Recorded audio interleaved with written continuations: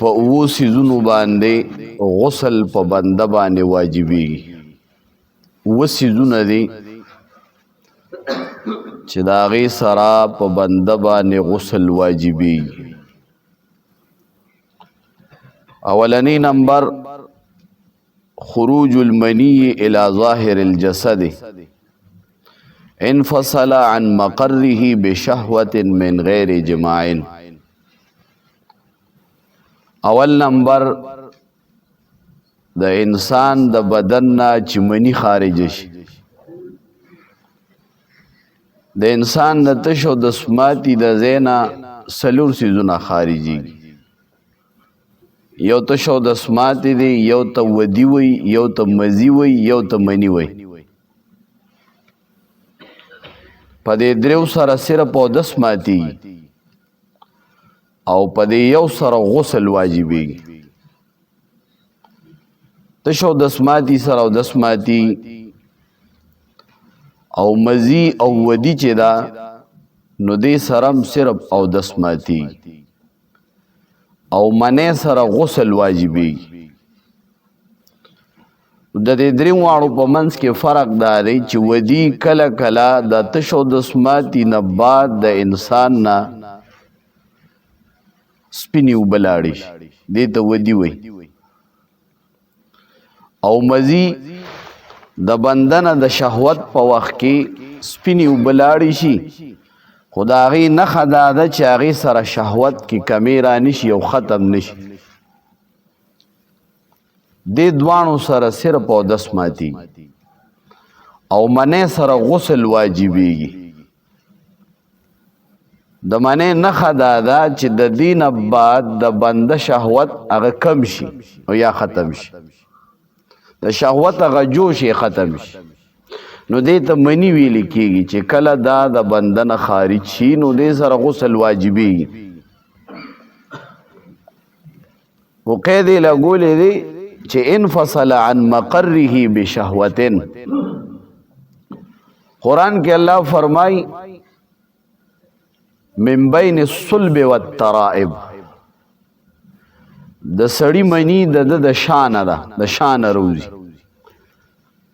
د زنانا د سینې د اډوکې نه منځ نه روزي. نو فرمایي چې کله د انسان د بدن نه د منی په شهوت سره د خپل مقر نه او د خپل ځای نه رابیلی شي نو غسل واجبېږي. دا شرط نه دی چې دا خارجم په شهوت او ټوپ سره شي. یعنی مطلب دا چې د خپل ځای نه منی په لذت او په ټوپ سره بیله شوه په شهوت سره او بنده د دې لاره بنده کړه او څو ساعت بعد خارج کا نو بیا به هم غسل واجبېږي. وتلې په شهوت سره او په لذت سره شرط نه دی بلکې د خپل ځای نه بیلیدلې شرط دی. او بل قید یې ولګو من غیر جماع، بغیر د جماع نه. ځکه په جماع کې خروج د منې دا شرط نه دی. که بنده جماع کوله او منی خارج شوی دا یا نه د نو غسل پې واجبېږي. د منې وتلو سره ال غسل واجبېږي چې دا بغیر د جماع نه وي. یو دا شو. دویم نمبر وتواری حشفة وقدرها من مقطوعها في احد سبیلی آدمی حی. پښتانه وایي د دین بې شرمه به جنت ته ځي. ما سره یو ملګری میلاو شوی و، غټ غټ بچي و. د دې مسلې نه هغه نو خبر دا اوس چې زه کومه کوم. نو دا مسلې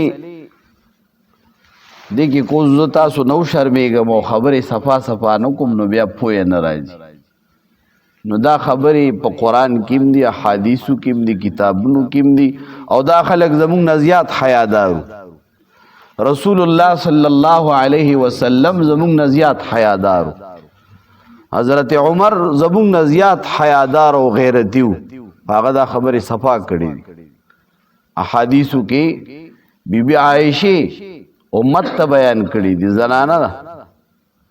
نو دویم نمبر چې کله انسان وتواری حشفة وقدرها من مقطوعها فی احد سبیل آدمی حی.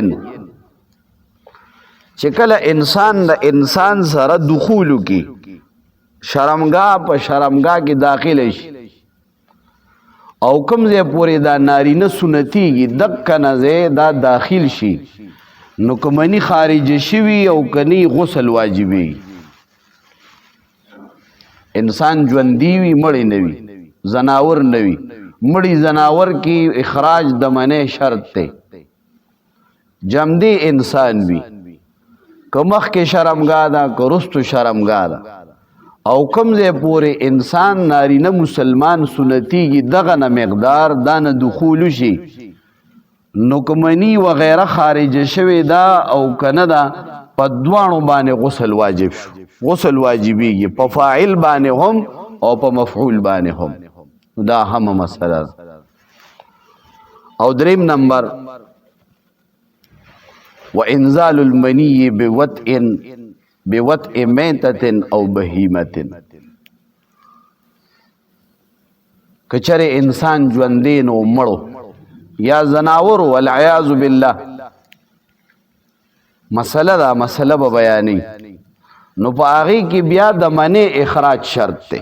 صرف په دخول سره هغه ځای کې بیا غسل نه واجبېږي بلکې هلته چې تر څو مني نه خارجه شوې نو په انسان باندې غسل نه واجبېږي. پنځم نمبر ووجود ماء رقیق بعد النوم اذا لم يكن ذکره منتشرا قبل النوم.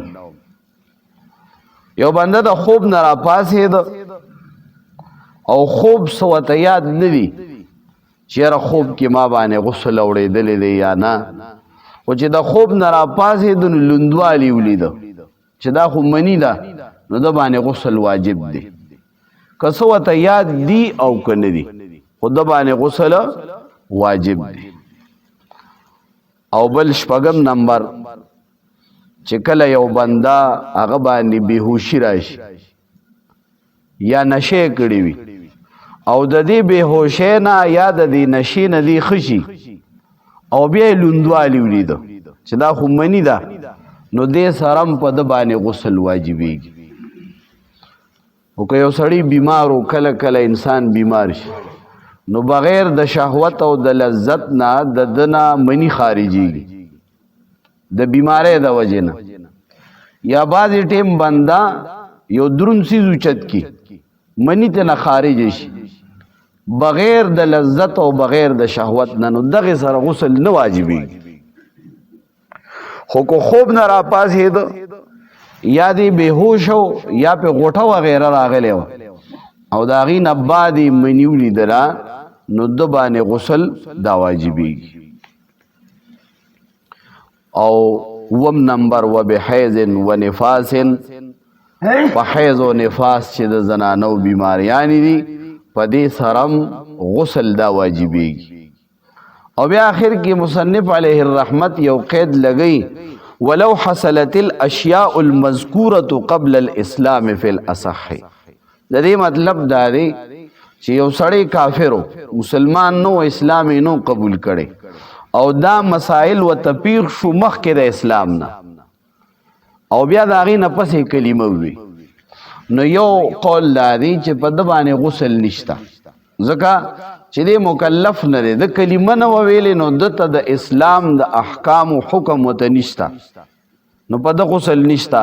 خو دویم قول دا دی او دا مفتابهي دی چې یاره دا کافر چې دی په ده باندې غسل فرض دی ځکه چې دی به اوس مونځ کوي او د مونځ دپاره پاکي شرط دی نو اگر چې ده ته دا څیزونه پېښ شوي دي مخکې د کلمې ویلو نه خو بدن خو یې پلید دی نو ده باندې غسل فرض دی چې کلمې وویله نو اوس به دی غسل کوي دا پې فرض دی. او اخري فرمایي ویفترض تغسیل المیت کفایتا. د مړي غسل چې دی نو دا فرض دی خو دا کفایتا دی یعنی چې بعضې ولا غسل ورکي نو دا کافي کېږي د ټولو نه.